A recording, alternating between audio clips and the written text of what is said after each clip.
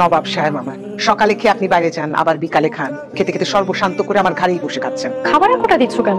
একদম চুপ, ভাইরও কালতি করবি না। তুই খেতে খেতে না আমি যখন মরবো কবরে বসেও খাস। ও তো চেষ্টা কম করছে না। কিসের চেষ্টা করতেছে? দেশে করতে পারতো না? বিদেশে যাবে, টাকা পয়সা সব দিয়ে দিছি, কিচ্ছু নাই আমার হাতে। তো একদিন ইনকাম করবে, তখন তোমার যা দরকার তাই দিতে পারবে। জান্নাত 2 বছর হয়ে গেছে, একটা টাকাও ইনকাম করে নাই।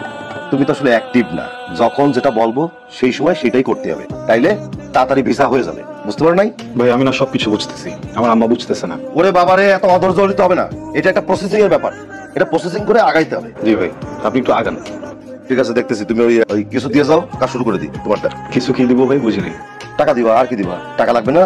আবার কিসের টাকা পয়সা দিব ভাই? আমরা না সব টাকা পয়সা দিয়ে দিলাম, আর 2 দিন পর যদি আপনি টাকা চান আমি টাকা কোথা থেকে দিব ভাই? এটা বললে হবে? আমি কি নোয়াখালী পরিশোধ করছ? বিদেশে যাবা, আরো টাকা লাগবে, এই টাকা দিতে হবে তো। বুঝছি, কিছু টাকা কত? 40-45 হাজার টাকা দিলেই হয়ে যাবে মোটামুটি, আমি কাজ শুরু করতে পারবো আর কি। ভাই আপনাকে আর 1 টাকাও দিতে পারবো না। আমি অনেক টাকা দিছি, এখন টাকা ছাড়া যদি আমার যাওয়ানোর সময় তাহলে যাওয়ান, আমাকে প্লেনে উঠাই দেন, আমাকে প্লেনে উঠে এখান থেকে পাঠাই দেন, আমি ওই পারে যাই। আমি কিডনি বেচে আপনার টাকা আপনার পাঠিয়ে দিচ্ছি ভাই, আর যদি না পারেন আমার সবকিছু আমরা ফিরে দেন ভাই। নাও, সবকিছু নিয়ে যাও। তুমি টাকা দিবা, তুমি বিদেশে যাবা। প্লিজ আপনি আমি সরি। দেখি কি করা যায়। সরি, অনেকক্ষণ দেরি করে ফেললাম। এজেন্সি থেকে ফোন দিচ্ছিল, কিছু ফর্মালিটিস ছিল, ওগুলো কমপ্লিট করতে করতে একটু দেরি হয়ে গেছে। আপনি মানুষটাকে যত দেখছি দিন দিন ততই বেশি বেঁচে থাকার ইচ্ছা কি অসুস্থ প্রতিযোগিতা বলছে? বেঁচে থাকার আত্মচিৎকার কজনই বা শুনতে পারে বলেন? সরি, আজকে না একটু লেট হয়ে গেল, আমার যেতে হবে। ঠিক আছে, দেখা হবে আবার। চল না, আপনাকে ড্রপ করে দিই। ঘেমে আছি তো অনেক, আজকে না উঠি? এসিতে ঘাম শুকিয়ে যাবে, আসেন। ওই টাকা হবে তোমার কাছে? আমার কি টাকার গাছ আছে?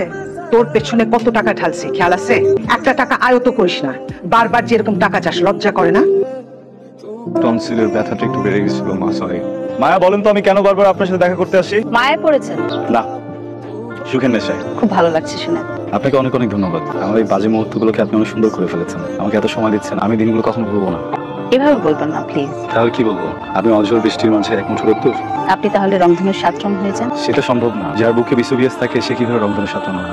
বিসুবিয়াস নিয়ে মানুষ বাঁচে নাকি? আছে তো, আমার মতো মানুষও আছে। আমি স্বাদ নিতে চাই। আনা test. How does it test? চলুন। কেন? আর একটু থাকি না। একটু থাকলে কি হয়? অনেক কিছু হয়। বিয়াইন, বিয়ে তো আমাদের পছন্দ হয়েছে, তবে একটা ছোট দাবি ছিল। জি বলেন।